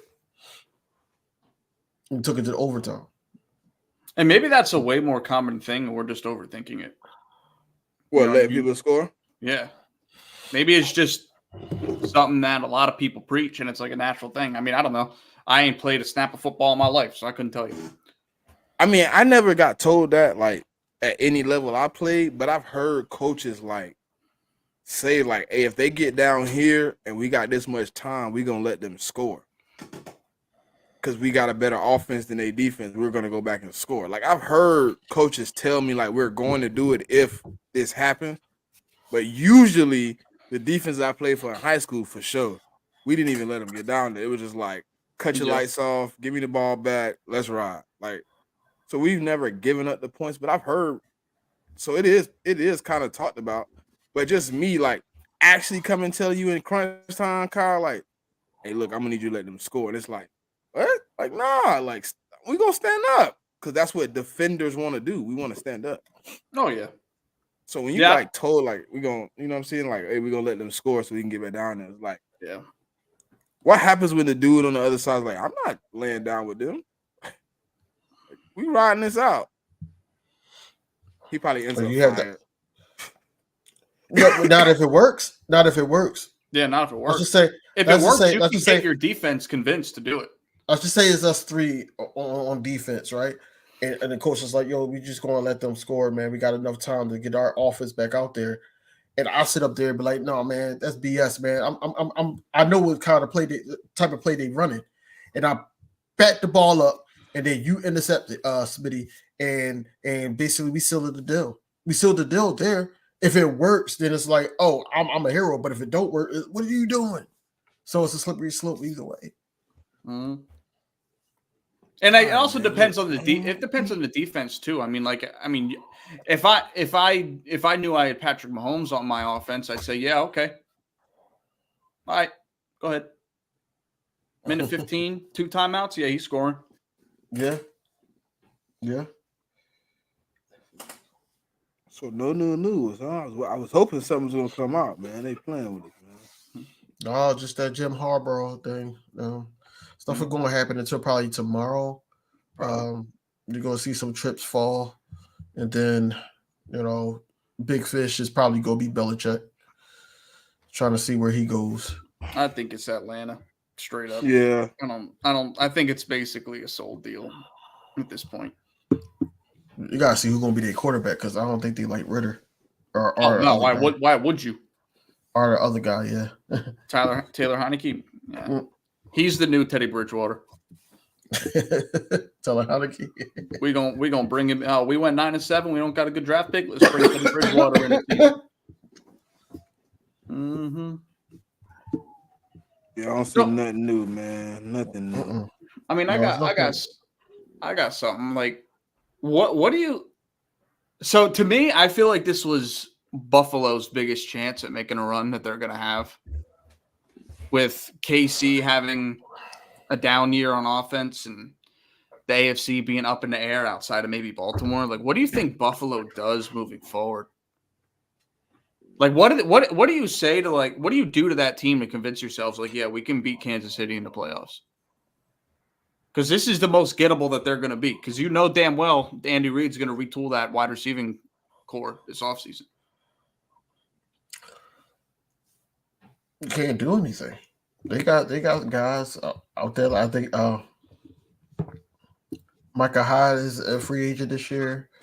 It's certain guys on that defense that's free agents. As far as it goes, I think they always shoot themselves in the foot at the end. They always shoot themselves in the foot, man. They shot themselves in the foot against us. Yeah. At the end of the day, I think that the accountability has to be on just building that rapport with the team, and not just rely so much on Josh Allen and running the ball and everything like that, because they get so. It seemed like they get so starstruck on Josh Allen bail us out on third down, and this is what they were doing all year. But you're not, calling certain plays, and then they also had injuries. Didn't have Gabe Davis, and the running game started to work, but at the end of the day, the Bills just always shoot themselves. They find a way to shoot themselves in the foot, and they always go out bad. I thought the year when Damar Hamlin, I thought they was going to go then, but nope. I thought that was going to be the script. And the Buffalo Bills are good at what they're good at, man. Losing. Yeah. Now, I don't know. I ain't gonna lie. If I was the Ravens, bro, I'd be confident. Like, you coming to my crib, I got Lamar, you got Pat, I got receivers, I got linebackers, I got defense, you got defense. I think, to be honest, if I was the Ravens, this would be probably the most confident I've been about a game in the playoffs in Lamar's tender, even though it's against Pat. Obviously, it's just like playing Tom. You go in and you automatically everybody bet against me. I'm pretty much gotta do everything to win this game. But he beatable. I mean, it ain't like they're not beatable. No. They got a lot of weaknesses. I do think the general media and overall NFL fan base pegging the Chiefs as a underdog isn't going to go well for the Ravens. But what happens when the deficiencies that we know Kansas City has rears its ugly head against some good DBs and they're not catching the ball again? That's true. That could happen. Because they had drop problems for 17 weeks. They did. And now they had one good game in the playoffs, and people like, they're not going to have, two good games in the playoffs. It's like, the drop problems is gone. It's like, think about, Kadarius Toney didn't play. MVS is, but what happens when it rears its ugly head in a game like Sunday? True. I do think. Core, Yeah, that receiver core is only good as Rice. Rice is like the best receiver to me. You guys think he could be a legit one? I think he could. No, I think he good. I think he's good at two. They needed a legit one. I think he's a good two. Yeah, I think he's legit. He could be a one. Like, if you could put him in positions to be a one, but he's gonna be used unconventionally. It won't be the regular one. He'll be more like the Tyreek Hill one. A lot of gadget, here, there. It looked like we going up the sideline and he cut it back in for a quick look, stuff like that. He could be that. But that's Andy though. Andy, that type of guy. Well, he'll draw something up to fit his guy. That's what I'm looking for. But we had a 2 hour mark, man. Sheesh. I ain't even see that. If we get who, Kyle? If they get a number one, it's wraps for the league, bro. I swear to God. I think they're going to get a first round receiver, to be honest. If they get a certified one, the only person I don't want them to get. What if Devontae Adams? What if they get him? If they get Devontae Adams, bro, I'm putting. That's the same division. Same division. They probably not going to do that. Nah, Devontae not going to leave though. Devontae not leaving though. He wanted them to get a better quarterback, but he advocated for Antonio Pierce. So him and Antonio got something going on with him staying. I think if Antonio would have left, Devontae would want out. And I think if they don't bring in a good enough quarterback that he feels comfortable, he'll want out. But I'm pretty sure they finna go get the best quarterback they can to put behind that. Mm-hmm. They get a guy like D-Hop. I'm thinking more in the draft, like a dude like Troy Franklin. I feel they could. I just feel like they're at a point. Yeah, go ahead. I would literally be so mad. DV, this man run like a 4.25. He's 6'3". Super fast. The man is so fast, bro. If they get another Tyreek Hill, bro, Lord Jesus be with the world. Because I don't know. I was looking at Troy and I was just like, what happens if he's sitting there when they get the pick and they're like, we're gonna take this 4.2 speed. I don't want to go through this again. Somebody else. They looking for it though. Kyle, you know it. Maybe in a draft, but I feel like based off of the failed experiments with like Sky Moore and guys like that, I feel like they might try and go get a vet. Like if D-Hop would be my number one if I'm Kansas City in the offseason. Well, that's kind of always been Andy Reid deficiency though. Yeah. DV, think about our receivers over the years. I'll take T.O. out, take T.O. and take Macklin out, and then think about what we really had to work with. Pinkston, Thrash, James Thrash, Jordan Matthews, yeah. Riley Cooper. Yep, Riley Cooper, even though he balled out before, his mishap. Who else? You should take out Macklin, right? You see what's left? Mm-hmm. You take out 2 receivers, one of them which he did not draft, and look at what he really brought into this team. He really didn't draft receivers well. He's not doing it well now. Andy Reid. No. He wasn't that. Yeah. He wasn't that. He's not really. Yeah, Freddie Mitchell, Jason Avant. Like the dudes he brought in worked. Like it's just like what he got now. Like they were decent. Yeah. They had a lot of his receivers had a lot of deficiencies. You couldn't use them as ones. They was basically like he built a team with a bunch of tools and then get lucky on a guy. Yeah. Mm-hmm. Well, do you feel like D-Hop's still a one at this point? Yeah. Yeah. With the right lower caliber one. He's a depending on the he's not depending on the situation. He's a one. Bring him in with the right guys, like Rasheed Rice. He got MVS, Kadarius Toney. You got Travis Kelce. You got a run game. Like he's a one in that situation. Yeah.